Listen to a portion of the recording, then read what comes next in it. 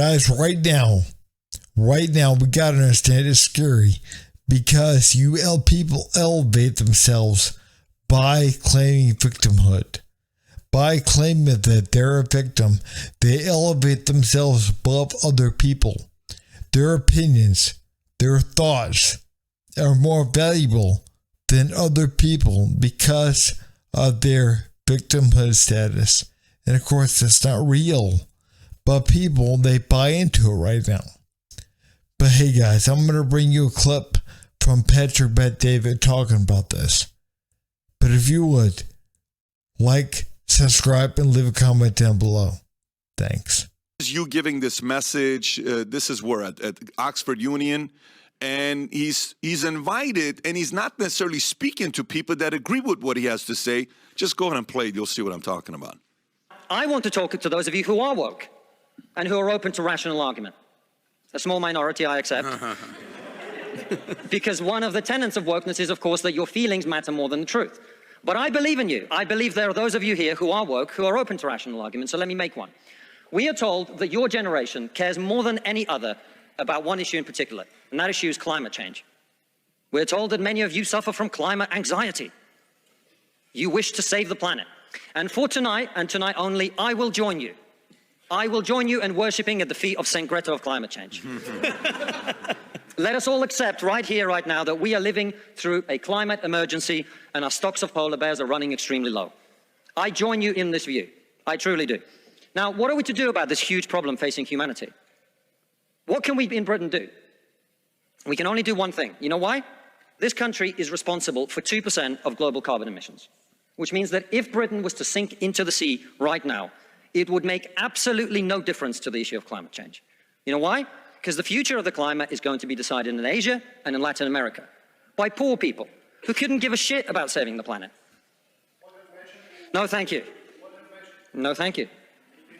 They're not trying to do anything. Again, all they want is attention. That's all they want. They want attention. Again, if they were actually concerned about changing things, they would start at a personal and local level. But again, that's not what they're about. They're about getting attention. And there's no attention they're going to get at that. None. So again, they want attention. They want people to see them out there protesting, marching. That is what they want. And again, we got to understand that people like that, they're not going to actually stand up and do any work. They're not. They're going to yell, they're going to scream, they're going to draw signs. And again, they're not actually going to implement something like a local recycling program or something that would actually make a difference.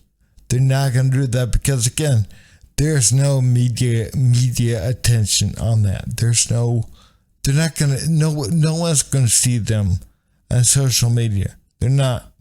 Because, again, that's actually work behind the scenes. What they're concerned about is how much attention they can get. That's it. That's all they're concerned about. Good to have you on. For the audience that doesn't know your background, how did you go from, where you are today, but how did you first get started? Maybe take a minute and share your background with the audience. So born late Soviet Union. Most of my family had to flee or escape for one reason or another, mainly for saying the wrong thing. So it kind of runs in the family with me. And that informs a lot of my worldviews because many of the things that are happening now in Western societies, in the UK, and to some extent in America, I see as parallel to what we had in the Soviet Union. So, for example, just give you one brief example, political correctness. Do you guys know where it comes from? Political correctness had never had anything to do with being nice to people, not offending anybody, anything like that. Political correctness was invented in the Soviet Union for one reason and one reason only, to say to people, what you're saying is factually correct, but it's politically incorrect. And that meant it was inconvenient to the party line of the day. It was a way of enforcing an ideology on everybody else.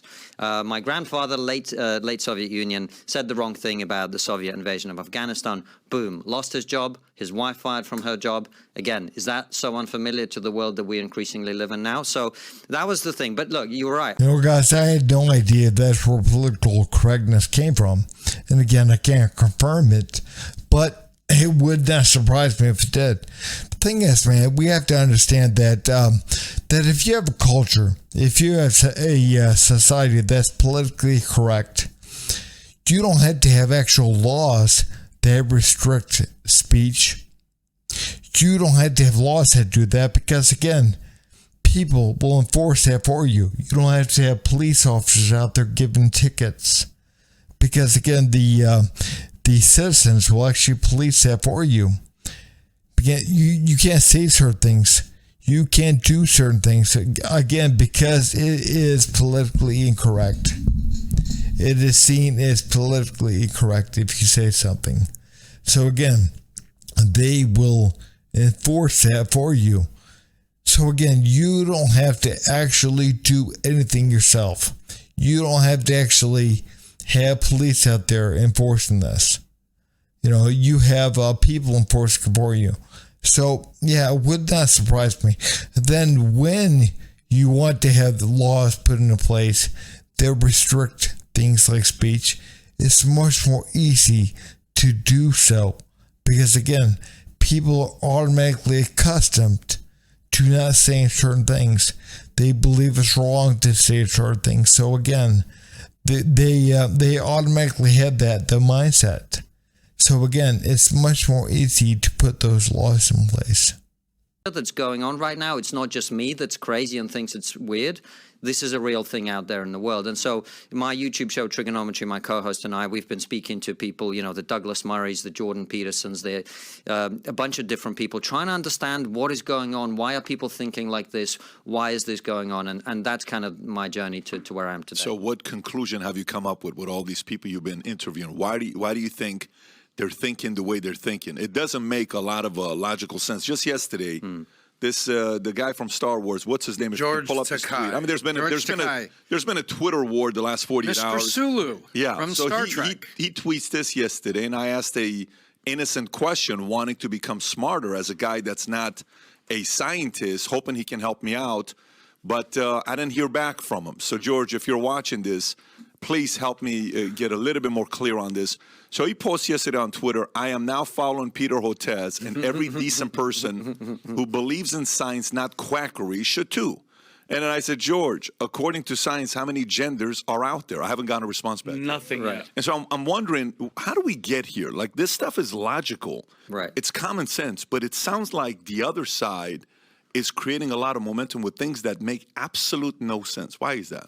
Well, I think if you look at the stats on what happens post-2014 when social media really takes off, this is a disease of social media, this idea that there's an infinite number of genders, because in the disembodied online world, you can say that, right? So the more we go into living online, the easier it is to believe things that aren't true because there's no hard test. Like if I pick up this bottle of water and let it go, we know what's going to happen because it happens in the real world. But how do you falsify that? How do you test that, right? So I think that part of this is it's a disease of social media.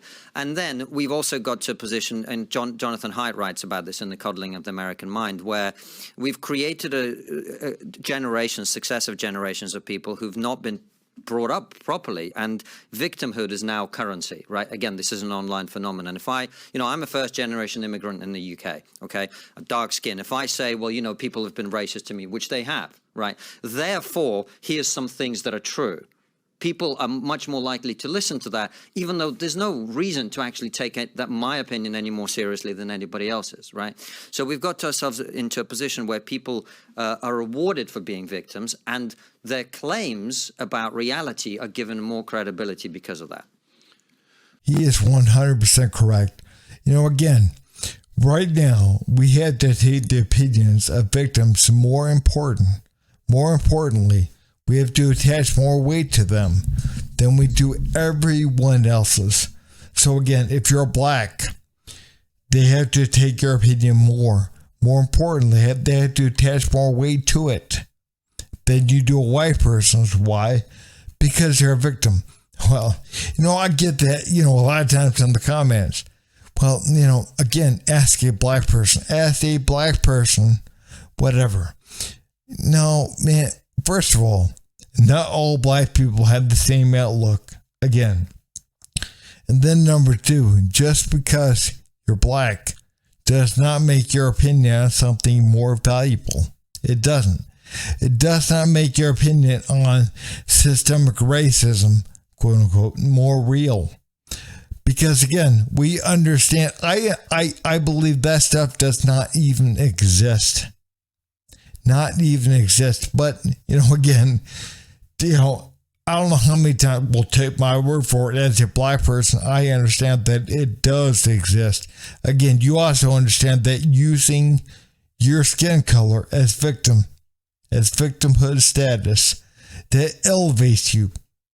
That makes your opinion more valuable than other people's. And again, you're using that right now. We understand that. We understand that if you're trans or if you're gay, again, you have more currency than other folks. Your opinion is more valuable than straight people, than cis people, whatever, man. Your opinion is more valuable. And again, it's not. It is truly not. And that's where we have gone. Our culture, our society, we have gone to a place to where victimhood is currency. And the more victim you are, the more important your opinion is.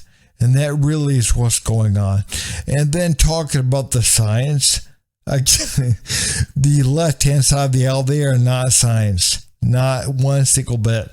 Again, they can say there's infinite number of gender possibilities out there. They will say that. There are infinite numbers.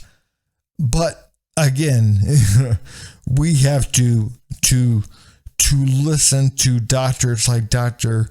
Whatever his name is, Horsewitz, or whatever his damn name is. Again, we have to listen to people like him. But, other doctors, no, not one bit. Again, those doctors, they're politically motivated. They're, again, they're not following the science. Again, so we had to follow certain doctors, certain frames of thinking.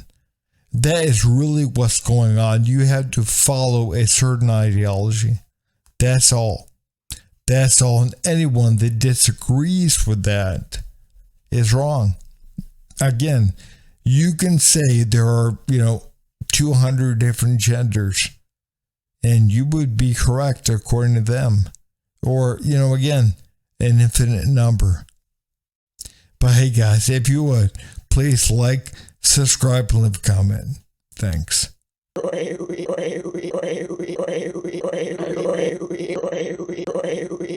You son of a